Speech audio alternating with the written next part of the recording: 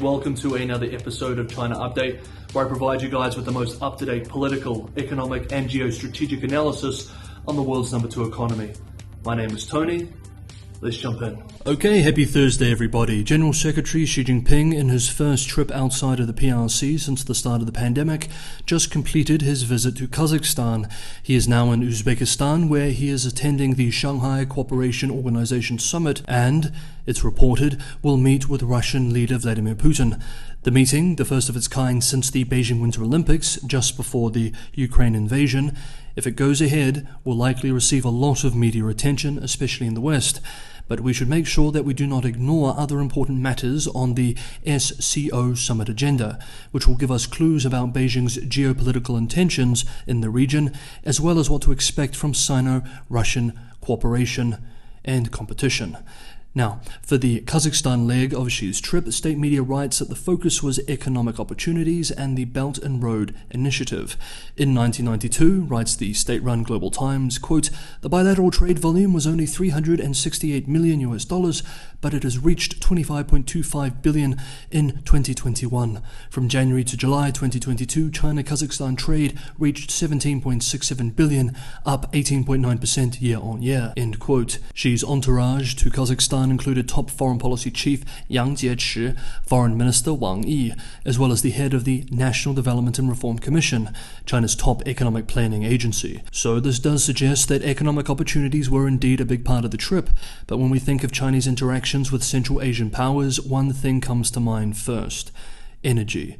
And indeed, local analysts argue that the biggest item on the agenda would have been the building of roads and pipelines to move goods and fossil fuels across the region. But they warn too that China should not forget who they share this backyard with. Quote, "China and Russia are trying to end Western global dominance, and that is in line with China's interest. The problem is that across Eurasia, everybody understands Russia's goal is the revival of the Soviet Union. I don't think this is something China understands or takes seriously." End quote. Yesterday, Wednesday, Xi Jinping received the Order of the Golden Eagle from the Kazakh president during a special ceremony in the presidential palace. Next up, while outbreaks and lockdowns continue to spread this week across the country, we do finally have some good news for Sichuan's provincial capital.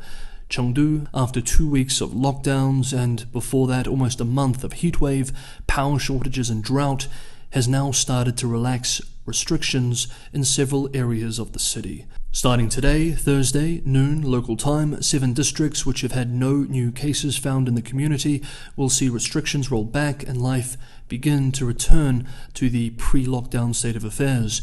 Transportation and supermarkets will be permitted to reopen, and people living in those districts who have tested negative for COVID in the previous 24 hours will be allowed to return to work. The COVID situation in Beijing over the last 24 hours remains stable too. Now, while we're on the topic of lockdowns, a new report from the France-based International Energy Agency, IEA, on Chinese energy use this year shows just how disruptive zero-COVID policy implementation has been for the economy this year. According to the IEA, Chinese oil demand will decline by 420,000 barrels a day, or 2.7% this year, the first annual drop in oil consumption since a 1% drop in 1990. The agency, which advises major economies, expressed in the report, quote, "For now, a deteriorating economic environment and recurring COVID lockdowns in China continue to weigh on market sentiment." End quote. Next up, let's move through a few EU-China developments.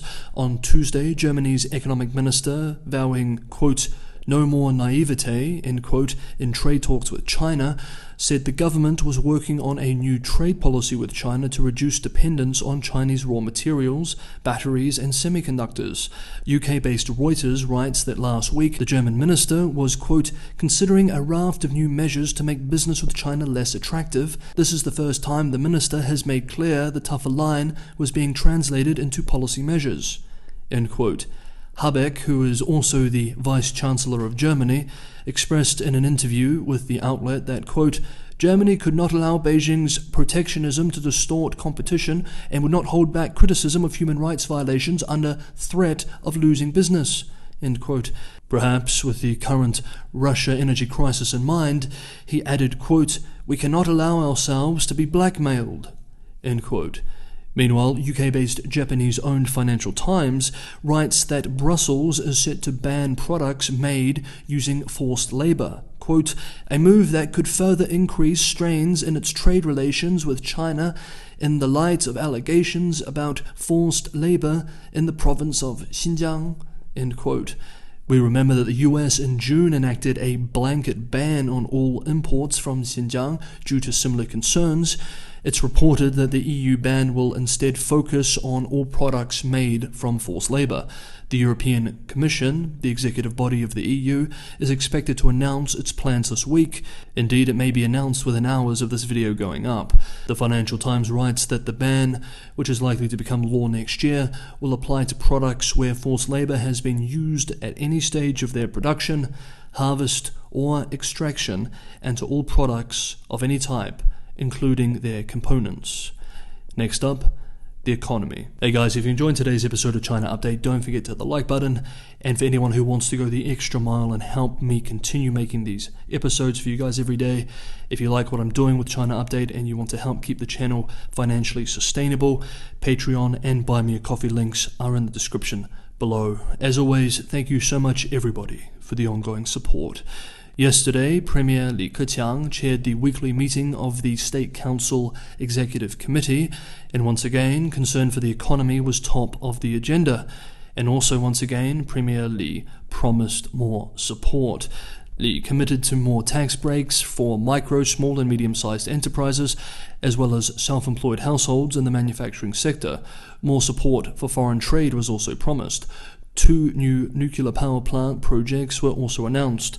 We remember from a few days ago, we covered Beijing's plan to increase the number of nuclear power plants established in the country per year going forward.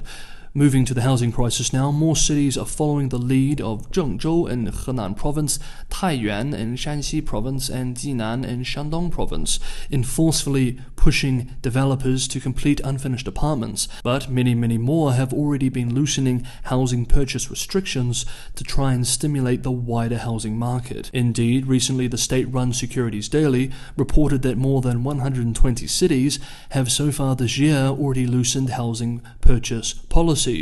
Loosening of restrictions include lowering down payment thresholds for a second residence by as much as 20 percentage points, allowing parents to fund their children's home purchases and repay their mortgages, home purchase subsidies, the removal of restrictions on non-locals from buying properties, and other measures. However, this has still failed to revive China's $2.4 trillion new home market, as buyer confidence remains low and prices enter their 11th straight month of contraction. Quote, "Even with more policy easing by local governments, we believe the negative sentiment shocks will unlikely abate soon. It could take time to restore home buyers' confidence." End quote. And finally, returning to our ongoing theme of local government fiscal pressures, Hong Kong-based South China Morning Post writes this week that as local governments struggle with sharply lower revenues and rising costs, quote, "Unreasonable heavy fines have become an increasingly common measure as local governments in China seek to bring in much-needed revenue." End quote. Some have even described local government fiscal conditions outside of a handful of wealthy first and second-tier cities as at crisis point. Quote, "The massive tax cuts and rebates this year aimed to support businesses came at the expense of local public finance. The value-added tax, an important source of revenue, is down by more than 40%. End quote. Land use sales revenue, a critical source of revenue, fell by a record 31.7% during the first 7 months of this year, and tax revenues from corporations is down 13.8% during the same period. Quote, Local businesses already suffer from weak demand, only partially relieved by tax rebates and easy credit. Higher fees, which are in a regular form of higher taxes, can undermine the small and medium-sized businesses that don't have the political clout to protect themselves. This kind of behavior risks becoming part of a self-reinforcing financial distress process in which worsening conditions force households, businesses, and local officials to protect themselves by engaging in activities which in turn cause conditions to deteriorate further. End quote. Okay, that is today's episode of China Update. Thank you so much, everybody, for watching. I'll see you tomorrow.